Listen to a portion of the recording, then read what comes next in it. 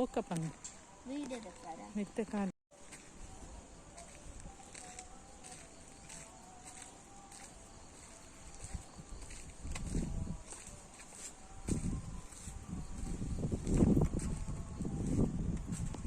Hello viewers ಏನ್ ಚೊಲ್ಲರ್ ಮಾತೆಲ್ಲ good morning ಇನ್ನು ಯೋಗಕ್ಕೆ ಬೈದೆ ಪತಾಂಜಲಿದಕಲ್ನ ಯೋಗ ಅಲ್ಪ ಅವು 8 days ಉಂಡು ಒಂದು ಆಯ್ತಾ ಲಾಸ್ಟ್ ಡೇ ಅನ್ ಫಸ್ಟ್ ಇರ್ದೆ ಬರೊಂದಿತ್ತೆ ಸೊ ಅಂಚ ಧ್ಯಾನ ಇನ್ನಿಕ್ಲೆ ತೂಪವೆ ಯೋಗ ಆಸನಸ್ ಪೂರ ಮನ್ಪನಾಗ ಒಂದು ಟೈಮಿಂಗ್ಸ್ ಉಪ್ಪುನ್ 6 to 7 ಬೊಕ ಯಾನಿಕ್ಲೆ ತೂಪವೆ.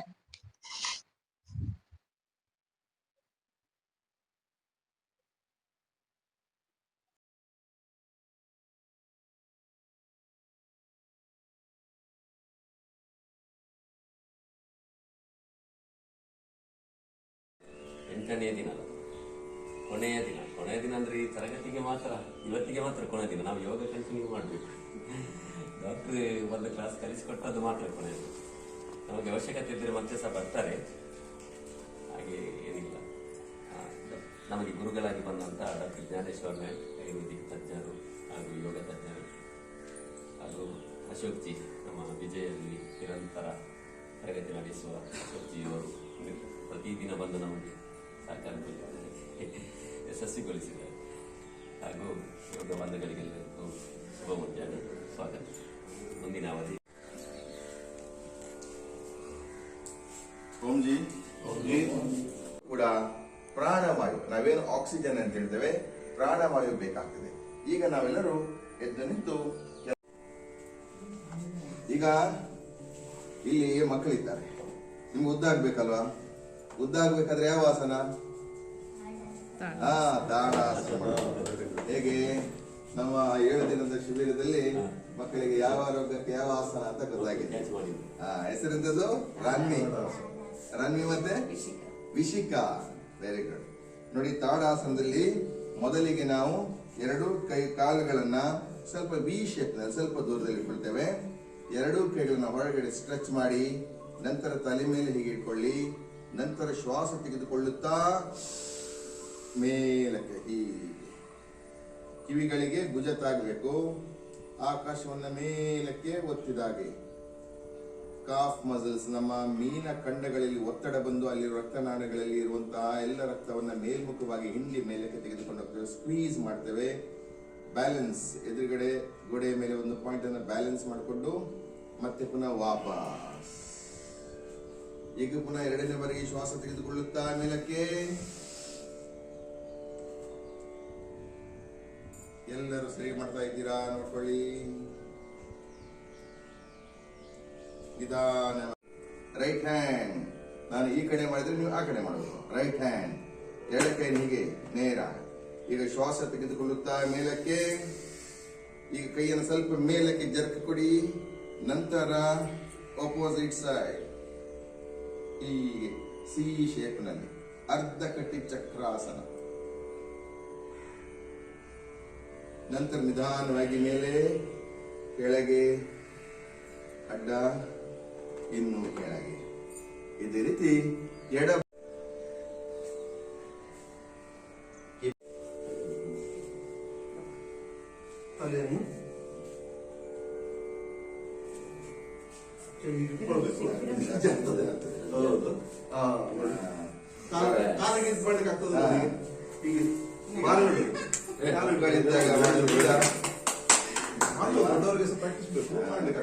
ಪ್ರಯತ್ನ ಬಿಡಿ. ಹಾಗಾದ್ರೆ ಅದನ್ನು ಮಾಡಿ, ಸ್ಟ್ರೆಚ್ ಮಾಡಿ ತಲೆಯನ್ನ. ಶಬಾಷ್.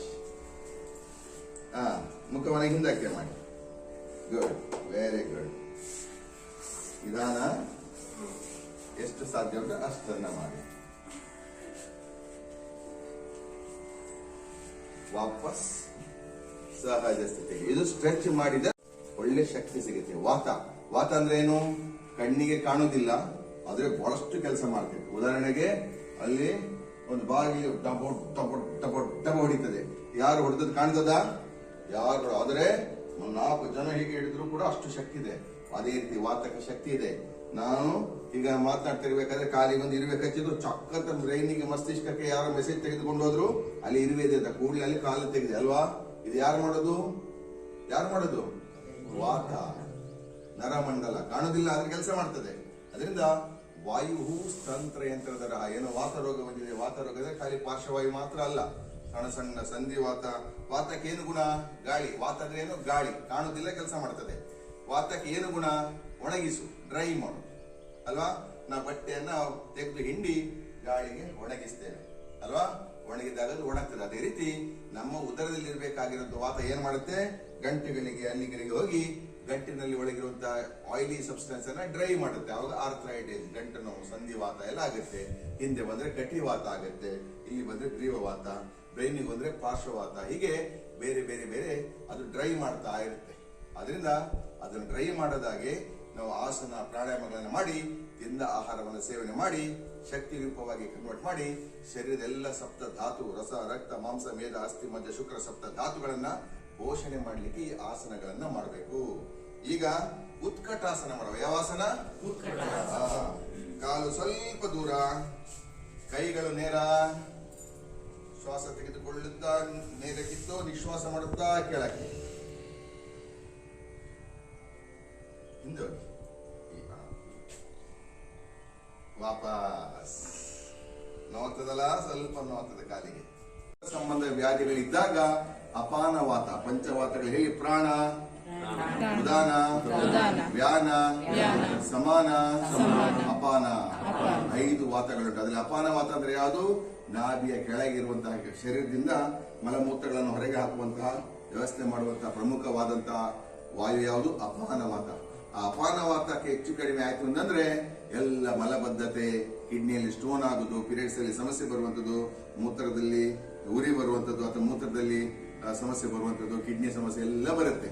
ಯಾವುದು ಶರೀರದಿಂದ ಹೊರಗೆ ಹಾಕಬೇಕಾಗಿರುವಂತಹ ನಿರ್ಮಲೀಕರಣ ಆಗ್ಬೇಕಾ ಅದೆಲ್ಲ ವ್ಯವಸ್ಥೆ ಆಗುದಿಲ್ಲ. ಅದರಿಂದ ಅಪಾನವಾತಕ್ಕೆ ಬಹಳಷ್ಟು ಉತ್ತಮವಾದಂಥದ್ದು ವಜ್ರಾಸನ. ಊಟವಾದ ಕೂಡಲೇ ಯಾರು 5 ನಿಮಿಷ ವಜ್ರಾಸನಲ್ಲಿ ಕೂತ್ಕೊಳ್ತಾರೋ ಅವರಿಗೆ ಹೊಟ್ಟೆ ಉಬ್ಬರ, ಅಸಿಡಿಟಿ, ಗ್ಯಾಸ್ಟ್ರಿಕ್ ಸಮಸ್ಯೆ, ಅತಿ ತೂಕ ಎಲ್ಲ ಬರುವುದಿಲ್ಲ. ಹೊಟ್ಟೆ ಸಾಫ್ಟ್ ಆಗಿರುತ್ತೆ. ಈಗ ನಾವು ಇಲ್ಲಿಂದಲೇ ಮಂಡೂಕಾಸನ ಮಾಡುವ. 2 ಕೈಗಳು ನೇರ. ಮಂಡೂಕ ಅಂದ್ರೆ ಏನು? ಕಪ್ಪೆ. ತಂಬು ಬೆರಳನ್ನ ಮಡಚಿ, 4 ಬೆರಳನ್ನ ಟೈಟ್ ಆಗಿ ಮಡಚಿ ಬರಲಿ. ಹೀಗೆ 2 ಉಂಗುರ. ಮಾರ್ಜರ ಅಂದ್ರೆ ಯಾರು? ಬೆಕ್ಕು. ಈಗ ನಿಧಾನವಾಗಿ ಬೆನ್ನನ್ನ ಗೂನು ಮಾಡಿ, ಯು ಶೇಪ್ ಮಾಡಿ, ನಾಭಿಯನ್ನ ನೋಡಿ, ಅಲ್ಲಿಂದ ಪುನಃ ಉದರವನ್ನು ಕೆಳಗೆ ಒತ್ತಿ ಮುಖವನ್ನ ಮೇಲ್ಮುಖವಾಗಿ ನೋಡಿ. ಸರಿ ಹೊಟ್ಟೆನ ಕೆಳಗೆ ಒತ್ತಿ. ಸ್ಪೈನಲ್ ಕಾರ್ಡಿಗೆ ಬಹಳಷ್ಟು ಉತ್ತಮವಾದ ವ್ಯಾಯಾಮ ಸಿಗುತ್ತೆ. ಈಗ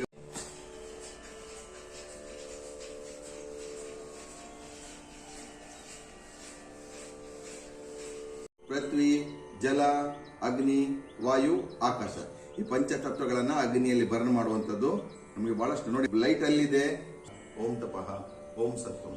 ಇದರ ಮನಸ್ಸಿನಲ್ಲಿ ಎಣಿಸುತ್ತಾ ಎಣಿಸುತ್ತಾ ಎಣಿಸುತ್ತಾ ನಮ್ಮ ಶರೀರವನ್ನ, ಮನಸ್ಸನ್ನು ಅನುಲೋಮ್ ವಿಲೋಮ್, ಭ್ರಾಮರಿ, ಉದ್ಗೀತ್, ಪ್ರಣವ ಧ್ಯಾನ.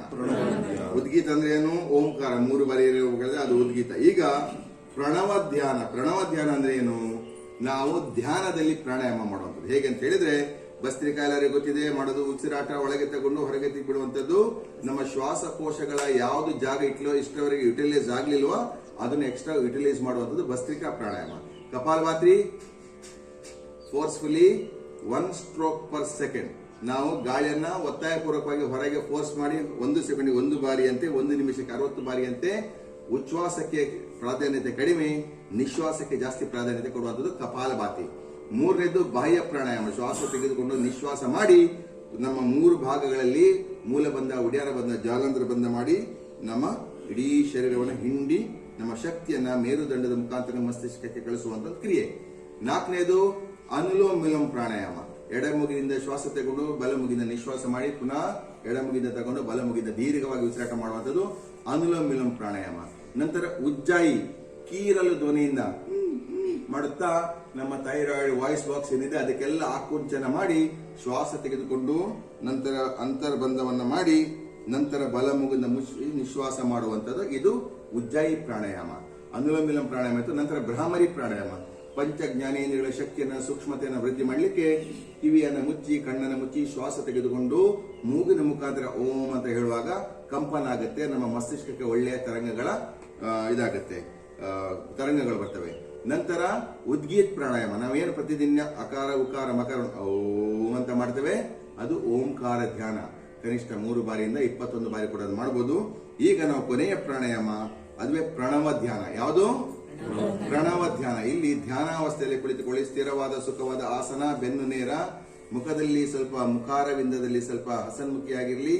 ನಾವು ಬಾಯನ್ನು ಮುಚ್ಚಿ ಮೂಗಿನ ಮುಖಾಂತರ ಉಚ್ಛ್ವಾಸ, ಅದೇ ರೀತಿ ನಿಶ್ವಾಸ ಮಾಡಬೇಕಾದ್ರೆ ಪ್ರತಿಯೊಂದು ಉಸಿರಾಟದಲ್ಲಿ ಕೂಡ ಓಂಕಾರವನ್ನ ಧ್ಯಾನವನ್ನ ಕಿವಿಯಲ್ಲಿ ಪ್ರಾಣಾಯಾಮ. ಮತ್ತೆ ಕರ್ಣಪೀಡ ಅಂತಕ ಪ್ರಾಣಾಯಾಮ. ಕಿವಿಯಲ್ಲಿ ಏನಾದರೂ ಸಮಸ್ಯೆ ಇದ್ರೆ ನೋಡಿ, ಇದು ಬಹಳಷ್ಟು ಕರ್ಣಪೀಡ ಅಂತಕ ಪ್ರಾಣಾಯಾಮ. ಬಾಯನ್ನ ಮುಚ್ಚಿ ಮೂಗನ ಮುಚ್ಚಿ, ಬಾಯನ್ನ ಮುಚ್ಚಿ ಮೂಗನ ಮುಚ್ಚಿ. ಈಗ ಎಂಜಲನ್ನ ಒಳಗೆ ನುಂಗಿ ಏನಾಯ್ತು, ಕಿವಿಯಲ್ಲಿ ಟಪ್ ಬಂದಾಯ್ತು. ಅದನ್ನ ಹೊರಮುಖವಾಗಿ ದೂಡಿ 2 ಕಿವಿಗಳು ಓಪನ್ ಆಗುತ್ತೆ. ಬಾಯನ್ನ ಮುಚ್ಚಿ ಮೂಗನ ಮುಚ್ಚಿ ಒಮ್ಮೆ ಎಂಜಲನ್ನ ಸ್ವ್ಯಾಲೋ ಮಾಡಿದಾಗ 2 ಕಿವಿಗಳ ತಮ್ಮಟೆ ಟಕ್ ಅಂತ ಶಬ್ದ ಆಗುತ್ತೆ. ಅದನ್ನ ಓಪನ್ ಮಾಡಬೇಕು.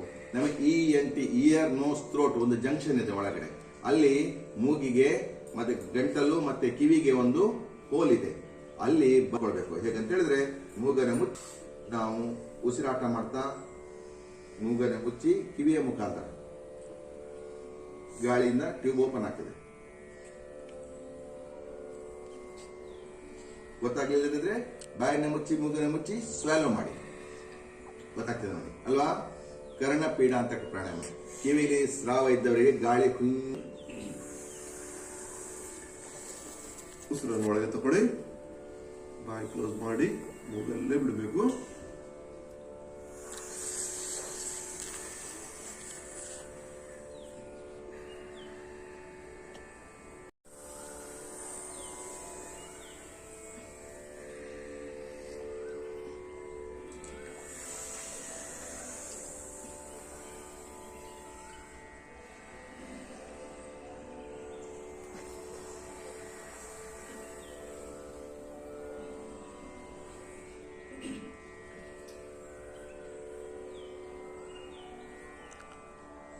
ಶೀತಲಿ ಪ್ರಾಣಾಯಾಮ ಮಾಡಬೇಕಾದ್ರೆ ನಾಲಿಗೆಯನ್ನ ಯು ಶೇಪ್ ನಲ್ಲಿ ಹೊರಗೆ ಚಾಚಬೇಕು.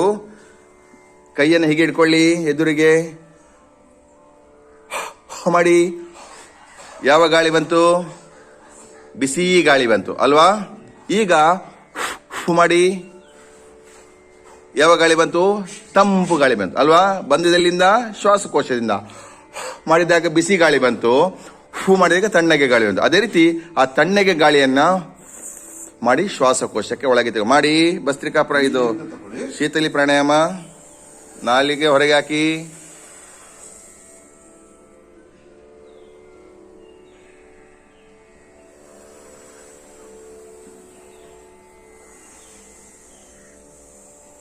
ನಾಲಿಗೆನ ಯು ಶೇಪ್ ನಲ್ಲಿ ಹೊರಗೆ ಹಾಕಿರ್ಬೇಕು.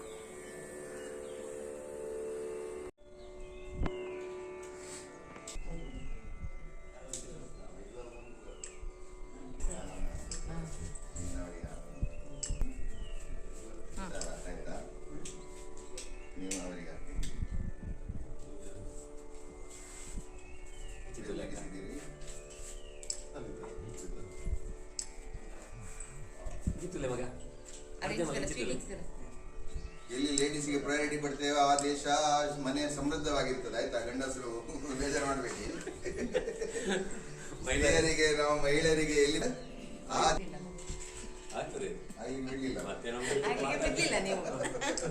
ಬನ್ನಿ, ನೀವು ಇವ್ರಿಗೆ ಹಾಕಿ.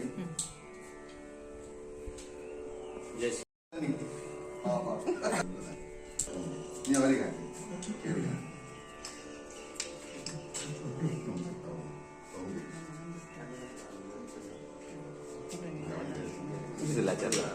ಇದು ಪತಂಜಲಿಯ ಪಹಚಾನ.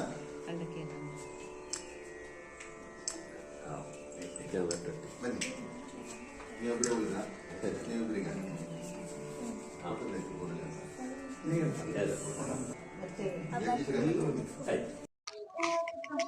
ಇತ್ತಂಕಲ್ನ ಯೋಗ ಕ್ಲಾಸ್ ಮುಗಿಂದು ಓಂ ಜಿ ಮಾತೆರೆಗ್ಲಾ